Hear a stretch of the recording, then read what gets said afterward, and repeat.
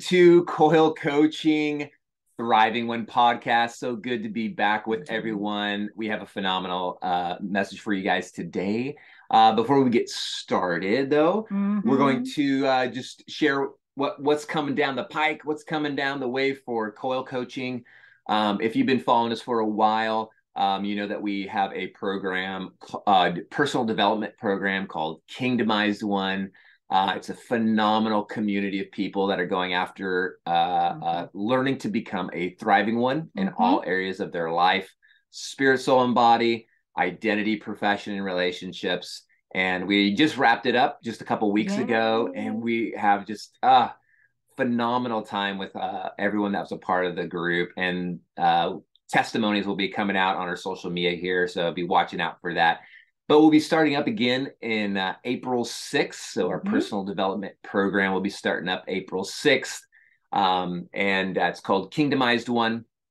And also our coaching program. Yes. We finish up our coaching certification program with our students a couple weeks ago also. So if you're interested in becoming a life coach, or even you want to get into the realm of counseling or life consulting, we'll be starting up the track also in April 6th. So Kingdomized One and the coaching program run together. They kind of overlap. One is like important content to helping people thrive, and the other part is the instructional on how to lead people on that journey in the coaching project process and journey. So that's exciting. Oh, we love doing that. We love having community and being with you guys. And hey, we also have some slots opening up for one-on-ones coaching with me and Lindsay. If you're interested in thinking about doing some coaching, we got some slots opening up.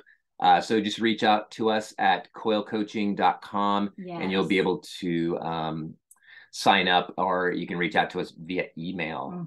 So there you go. That's what's coming down the road. Lindsay's going to be doing some traveling here soon. Next following weekend. Yes, the following weekend. Where are you going to be? I'm going to be in Albany, Oregon. So there's going to be like a miracle conference there. Like there's 2 other speakers and hosted by friends of mine. And so if you're in the area, Albany and Eugene, Oregon, you know, I would invite you to come. It starts March 10th. So March 10th to the 12th. And if you're in our social media, you can see the information there as well. So be on the lookout. Yeah, it's going to be fun. Yeah, so good. Awesome. And we'll be doing some other traveling coming up in the next several months. So just be watching our social media and see if we'll be in your area. Yeah, we'd love to see you. But for now, let's hop into it. We've been talking about the topic of discernment. We started off last time talking about this topic related to learning how to recognize what voice is speaking, be it your soul, your body, related to your spirit man, kind of what discernment is. And Lindsay's going to hop into going deeper on the topic. So what do you got for us today, babe? Well, I'm excited because I've been diving into discernment, and this is probably one of the first times that I'm going to be teaching / having you guys go through like some steps on how you can grow in discernment. So this topic today, you know, I have been thinking about it, like I'm going to call it discernment and intuition, and how to recognize truth and distortion. So we found out from last week, you know, in its simplest form, discernment is nothing more than the ability to decide between truth and error, right and wrong. And discernment is also the process of making careful distinctions in our thinking about truth. So in other words, the ability to think with discernment is also synonymous with an ability to think biblically. So if you are a Christian, you know, and you're in the same faith, you know, you can find like a few different scriptures where you can find discernment in the Bible. So I'm going to say a couple verses, like in 1 Thessalonians 5:21-22 teaches that it is the responsibility of every Christian to be discerning. It says here, but examine everything carefully. Hold fast to that which is good. Abstain from every form of evil. And the other one is found in Philippians 1:9-10. Paul says, and it is my prayer that your love may abound more and more. You'll find that love is also in connection with walking in discernment. So, and it is my prayer that your love may abound more and more with knowledge and all discernment, so that you may approve what is excellent, and so be pure and blameless for the day of Christ. So if you look at this, like, yeah, a partial definition of discernment now, again, is to obtain sharp perceptions or to judge well. Discernment is considered a virtue and is a reflection of and a tool of wisdom. Oh yeah, totally. Yeah. Like there, you as we talk today, you can find like the correlation between intuition, you know, you'll hear that word, and also wisdom and judgment.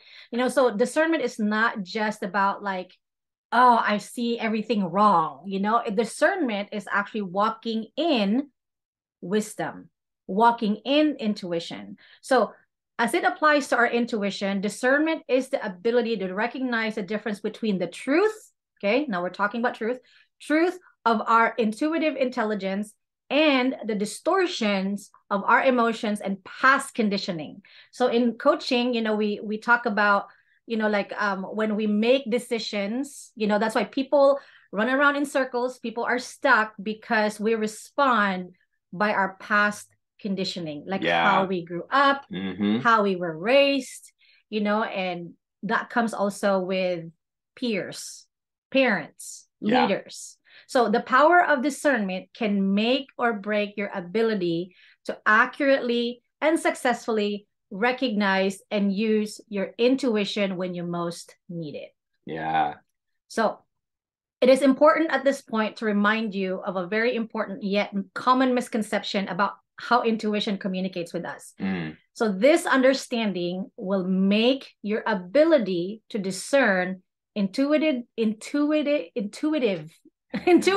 truth from distortion much easier. Yeah. So one of the examples that I could think of that's common, like when I was younger, I was new in the faith, you know, and I was just learning also to hear the voice of God. And I could remember I was riding a taxi, which is common in the Philippines. You know, I grew up there. Right.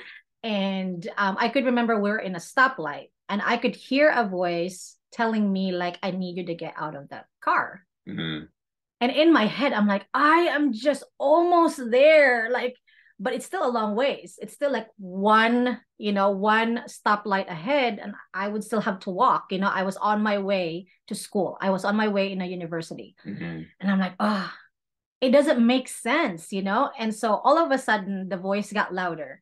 And then the feeling of like, it went with the, not just the voice, but also the feeling. Because this is the thing, you could hear someone talk, but it's another thing to actually use wisdom and understanding and actually take action. Right.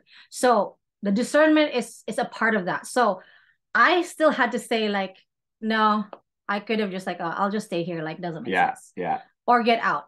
Well, luckily, I went out of the taxi. I told the driver, I'm sorry, I'm going to get out of here. And I paid him. And I stood there, you know, waiting for the light to turn green and for me to be able to walk across the street to my school. Well, all of a sudden, the light turns green, the taxi goes, and then a car on the side ran a red light and T-boned the taxi. Wow, crazy. And it hit the exact area where I was sitting. Crazy. And I watched all of this like, I am shocked. Right. But at the same time, I'm like, wow, I could have heard it. I could have sensed it and still not do anything about it. And I could have gotten in an accident, hurt myself, or worse, died. Because it was a pretty big hit. Wow. So as we go through what we're going through today about discernment and intuition, I want to walk you guys through on, like, maybe this isn't something that's common for you, and maybe this is something that, oh, I've felt it before, but because of my past conditioning, I have slowly not really paid attention to it. Yeah. So many people make the error of believing that intuition is just emotional, or that it stems from our emotions. This is why intuition gets such a bad rap, because most human beings rarely have a solid grip on our emotions. Right. Because of this misconception, just like what I felt like, oh, but because of this misconception, many people then come to the conclusion that intuition cannot and should not be trusted, and that it is unreliable. Right. And this also has something to do with your past conditioning. Whoever was the influence in your life, the biggest voice in your life, it somehow correlates to how you walk in discernment, and respond to your intuition. So the truth is, intuition is not based on emotion. It is neutral, because it is sourced from our higher mind, soul, or spirit. It is not connected to the ideas of good or bad, right or wrong, positive or negative, such as no connection to emotion. Intuition guides us to truth. Right. So truth, neutral, solid, grounded.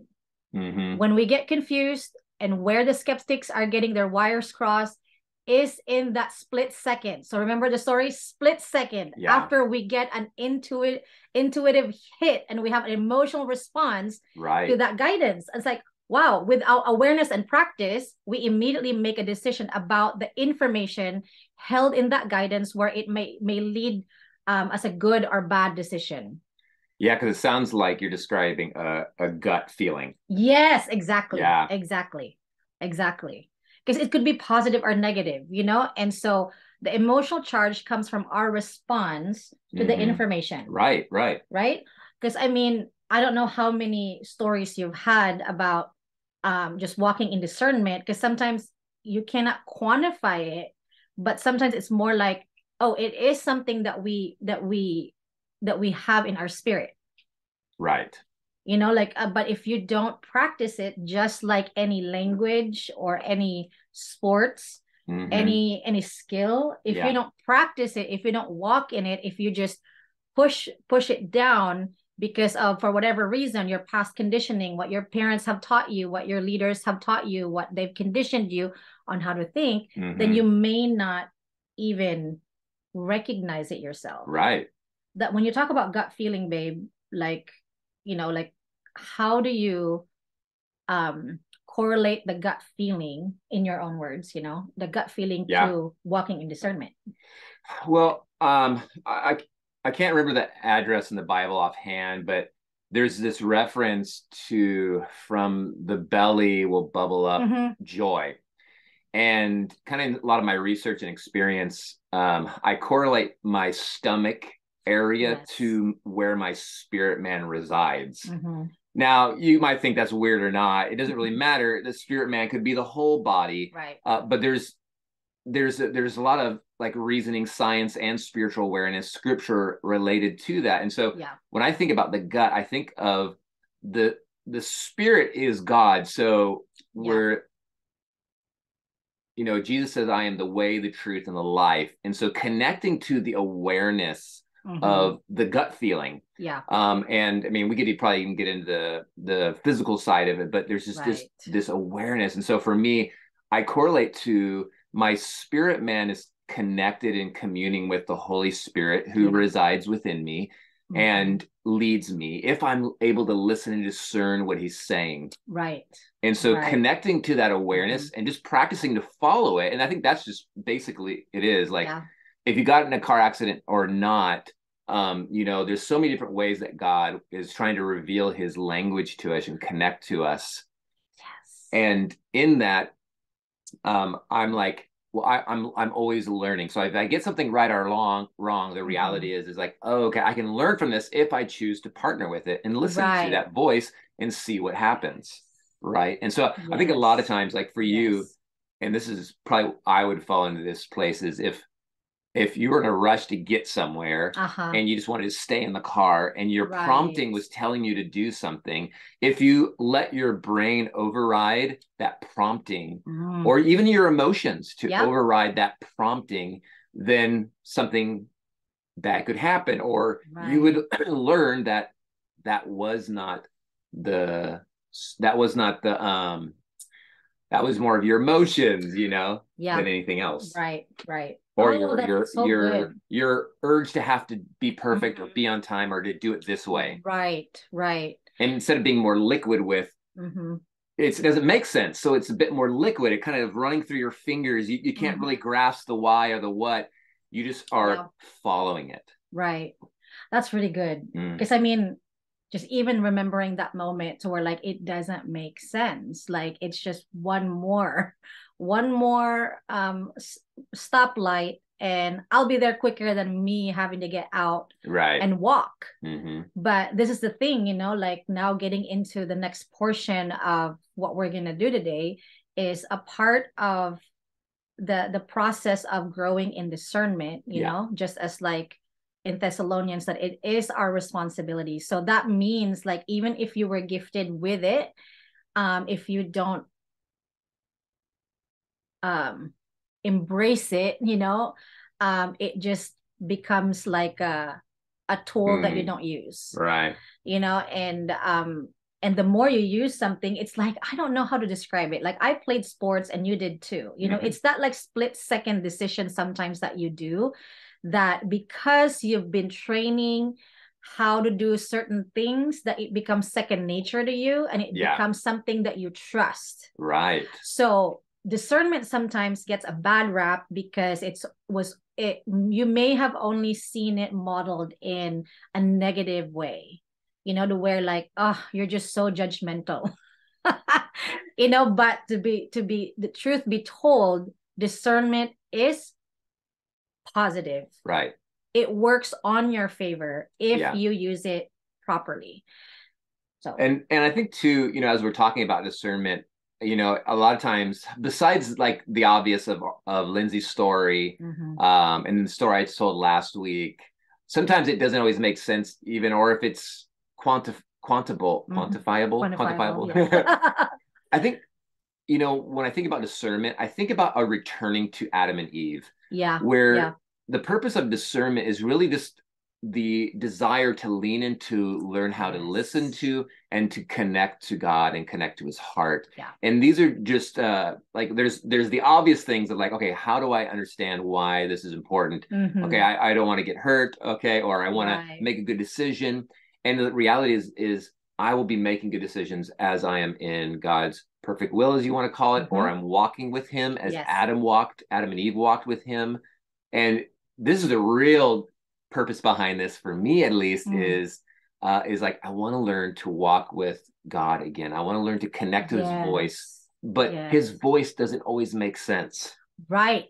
And that's where the gut, learning to follow the gut feeling and to walk with him. So if he's out of the car and he's walking somewhere else, and like, you get that gut feeling, follow him. Let's go. You know, follow him, follow that unction. That is so good. And that goes into, you know, areas of business, relationships. I mean, there's so many areas. This one story Lindsay's talking about safety, right? And that does help us be like, okay, I don't want to get hurt, but the reality is God's trying to lead us. How are we listening and being guided by him and walking with him in the cool of the day? Yeah, that's really good, because it is really something also, like when you're talking about relationships, you know, it takes two people to work towards like communication, because between Matt and I, we're both different. The way that we process information, therefore the way we communicate to each other will be different. And it takes a lot of consistency and practice, you know, a track record of our relationship to be able to trust each other, even if things don't make sense, you know. So we've developed that in our marriage. We've been married 17 years. We're working on the harmony of working that out together too. Right, that's real. Right. And plus, you know, like we also have grown in seasons of our lives. Like when we first met, we were in our early 20s, and now we're in our early 40s. And so there's that, two different people, and also the circumstances, you know, and the seasons in our marriage. And now we have a daughter. So there's all kinds of stuff, you know. So the discernment is not just like, oh, when I get it right now, like that means like this is the way to do it. Like obviously not. Like obviously, like you would need to continually grow in your discernment, in your practicing, you know. So but this exercise that we want to walk you through is just an example, like something simple that you can grasp, you know, because we're talking about discernment. Something simple that you can grasp so you can identify, you know, the truth and distortion portion of it. So if, you know, like with Matt and I, if like for us, we have a consistent track record. It's not perfect, but it is a track record. Right. Yeah. You know, so, but if you don't have a consistent track record yet of being able to recall moments when you have recognized and used genuine intuitive guidance. So this simple exercise, fun exercise, we want to walk you through this to get the feeling of truth and learn to intimately identify it. Let's do it. Yeah. So I'm going to use Matt here. Guinea pig. Yes.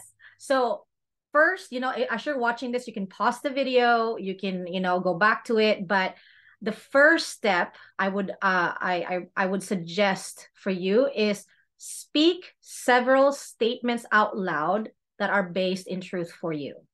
So what does that mean? These statements may be simple or profound, like, my name is Lindsay. I live in Redding, California. Or I love chocolate.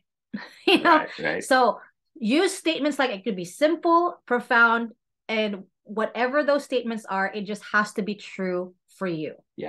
So for you, babe, go ahead. Okay, yeah. And see. So my name is Matt Coyle. I live in Redding, California. I love the outdoors. Okay. So as you come up with as many true statements as you can think of, and you say them out loud, just Matt just said.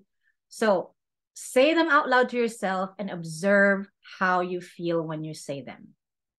Okay, babe, I'm going to ask you the first question. How does your body respond to these truths? So uplifting, feel excited. Great. Yeah. So the other questions that you could ask, what do you notice? Could you use a color or sound to describe this feeling, which you described earlier, that you feel excited, right? Uplifted. Uplifted. Yeah. Is there any sensation anywhere in your head or anywhere else as you were saying it? Oh, a sensation? A sensation. I don't know. I think I more or less like my shoulders felt like they were lifting as a part of that lifting sensation, the awareness. That's awesome. That's like awesome. I stood up straighter, maybe. Right. Yeah. Because you were describing like, my name is Matt Coyle, and that was true, you know, and you live, that was true, you know. And so this is an example, is when you describe this truth as specifically and precisely as possible. You can write them down right now, you know, write down your observations and sensations, because it will help you ingrain the recognition more powerfully. So you should notice a commonality in the feelings, regardless of what is being said. You know, the truth will be the truth and will feel similar from statement to statement. Because, you know, truth has a recognizable energetic fingerprint. Your intuitive success will stand or fall on your ability to recognize that fingerprint. So once you've gotten really clear about it, at least for now, you can identify this feeling as your recognition of truth. So good. Yeah. So it's like I'm focusing on my true north. What is my feeling, sensation in the body? Because remember, spirit, soul, and body are all connected, and they're all giving you information based upon, I would say, truth or love, and false or fear. Yes. Oh, that's a perfect segue to our next one. You must be prophetic. Hey. This is what you call like our, you know, track record. This is what we're called, track record and being in harmony right now. We're in the flow together. So that is a simple way to practice identifying truth. You know, for you, you can also read scriptures and notice how, but you have to say them out loud. So you can identify the sensations and the feeling that you have when you're speaking truth.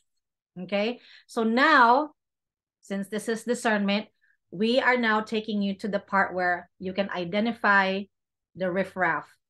I know that's a really like Like old the and false or the untrue or yes, like I was gonna use trash, but I'm like, the that's bad stuff. but let's call it riffraff. The unhelpful stuff. Yes. So this was what we would call, from this spectrum, we were saying truth. So we're gonna swing to the other side of the spectrum and begin to identify the opposite of truth, which is what we would call distortion. Okay, yeah. Because we're looking at something, but it's distorted. Yeah. It's like this is what's happening, but the truth is you identify, like you do away with any distortion and you see it for what it is. It's truth. But when it comes to the lies, there's lenses that we put in there, and we call it in our coaching world as like your past conditioning. Yeah. Or how you've been conditioned to look at something. Yeah. And this has, from many words, you can describe it as childhood trauma, like pain and all that kind of stuff. But so here we are now I'm gonna ask you to recall the times in the past, okay, when you have felt negative emotions, like fear, worry, anxiety, guilt, or shame. Or confusion. Yeah, that's one I was just thinking about. Yeah, that's really good. So how do these emotions feel to you? If you are human, they will feel like poop. I know I wrote something else. I say poop. So funny. Okay, but your job in this discernment exercise is to get really specific, okay, about how that poop takes shape in your body. Okay, so you don't have to share like what the past details was, but as you recall it, babe, does your belly hurt? I think it's more of a heaviness. Yes. I think that's what I was feeling. So I think I was feeling confused. Right. So some mental stories were coming up, and I was feeling confused about them. Ooh, and that was making me feel heavy. Right. It was making me look down, which would signal shame. Yes, exactly. Of like, is this good or bad? This feels bad. Like, why? And so that confusion, and I was having to work through it, but those were the sensations I was experiencing. Yeah. So it's the opposite of when you were saying earlier the truth, like, I love the outdoors, your shoulders you were uplifted. Now when you're remembering the times in the past when you felt negative or red light emotions, as we would call it, you suddenly, your body posture went like this. Right. Because of guilt and shame. Yeah. Right.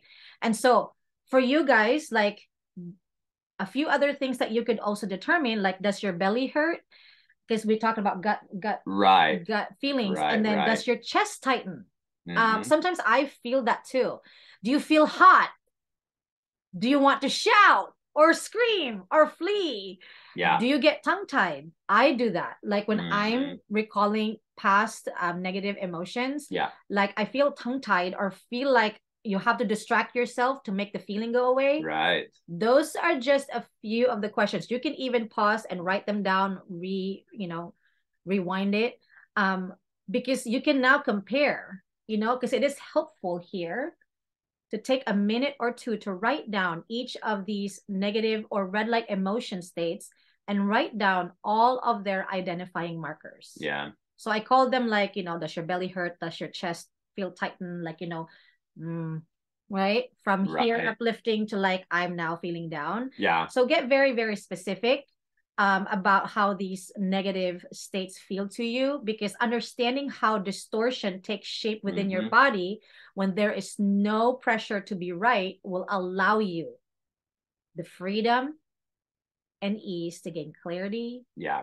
So that when there is a need to be right, you will have done all of your homework and practice ahead of time.